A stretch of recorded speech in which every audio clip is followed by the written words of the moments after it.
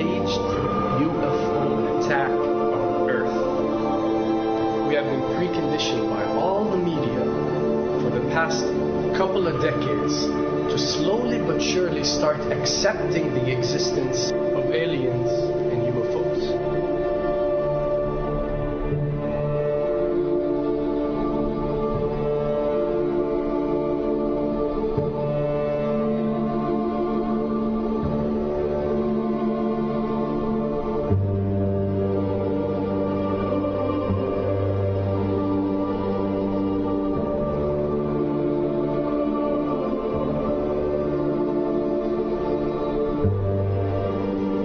I can tell you right now that 99% of every UFO sighting that has ever taken place has actually not been an unidentified flying object, because this has always been military technologies.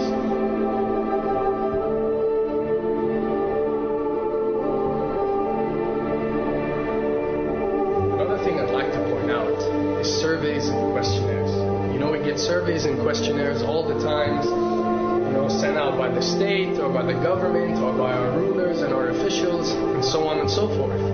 Do you really think that these ruling powers care about what you think? Do you really think that they're waiting to ask you and receive your answer before making a decision? What happens with these questionnaires is that they are released. For example, what country do you think the US should attack next?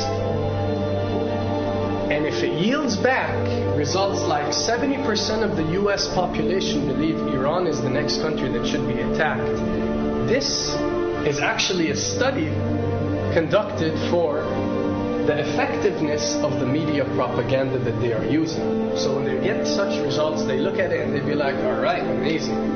Our media propaganda is working. We are purposely trying to manipulate people to think that Iran should be the next one. And check out the survey results. We're doing a great job in propaganda. That's what it's all about. And if the results come back and they aren't up to par, so let's say 20% want war with Iran and 80% want actual peace, they say, okay, so now we have to go and rework our media propaganda and make it more effective so these percentages change.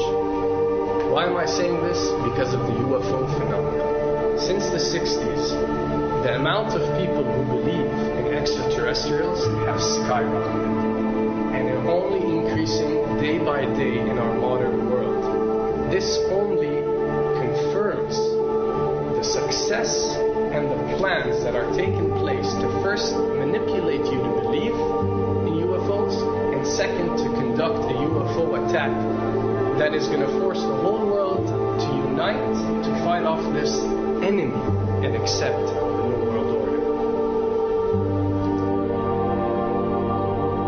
A former Canadian government official is warning we may be on the verge of intergalactic war, saying, quote, the Bush administration has finally agreed to let the military build a forward base on the moon, which will put them in a better position to keep track of the comings and goings of visitors from space, and to shoot at them if they so decide. I was introduced to the late Dr. Wernher von Braun in the U.S., the father of rocketry.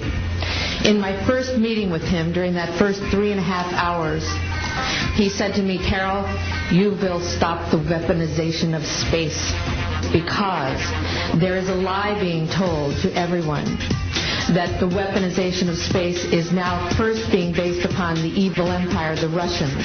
There are many enemies, he said, against whom we're going to build this space-based weapon system, the first of whom was the Russians, which was existing at that time. Then there would be terrorists. Then there would be third world countries. Now we call them rogue nations or nations of concern. Then there would be asteroids. And then he would repeat to me over and over. And the last card, the last card, the last card would be the extraterrestrial threat. As a military strategist, as a person who worked on the MX missile, which I did later, he said, you will find that there is going to be a spin to find some enemy against whom we have to build space-based weapons, and now we should expect the spin. And that's the formula, except that it's all based on a lie. A supersonic saucer.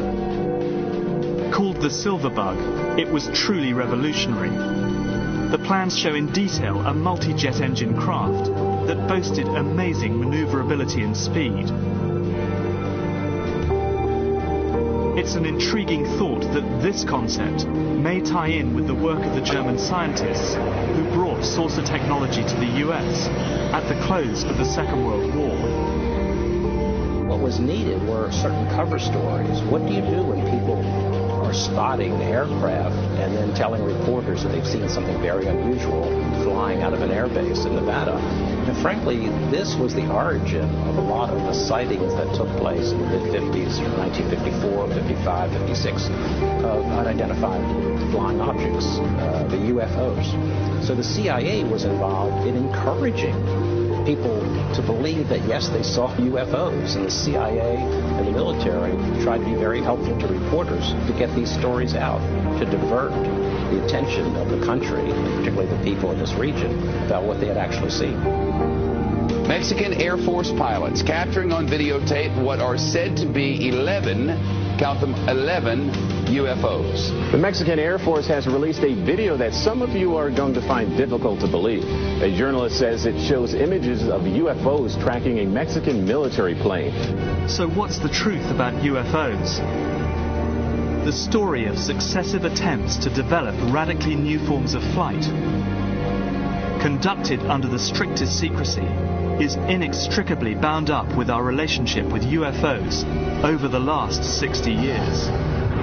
Whether it's Allied pilots buzzed by strange balls of fire in 1942 or the Roswell incident 5 years later, there is a strong case to be made that secret military technology offers a convincing explanation for many UFO stories. Anytime the government has secrets that they can keep from us,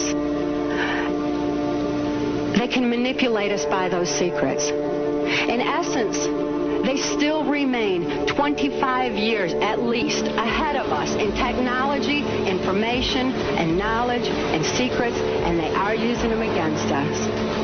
I heard over the years many times over that the plan to usher in the New World Order would be to make all the people in this country and around the world feel totally helpless to prevent the New World Order from occurring, this world dominance plan, by saying that we had been invaded by aliens, so that we would say, oh, please, UN, come in and help us all.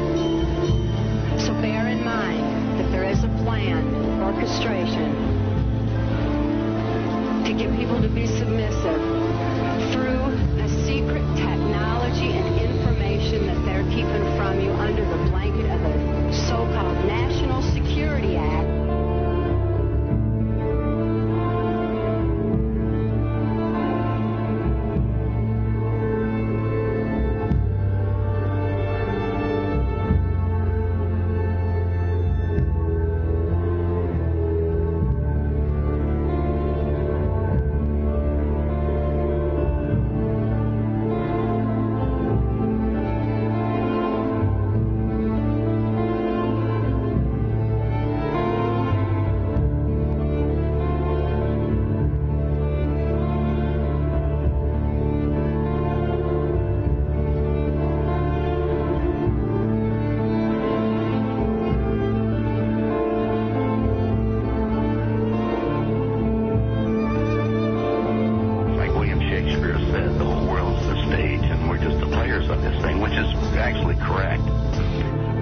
Perhaps we need some outside universal threat to make us recognize this common bound. I occasionally think how quickly our differences worldwide would vanish if we were facing an alien threat from outside this world.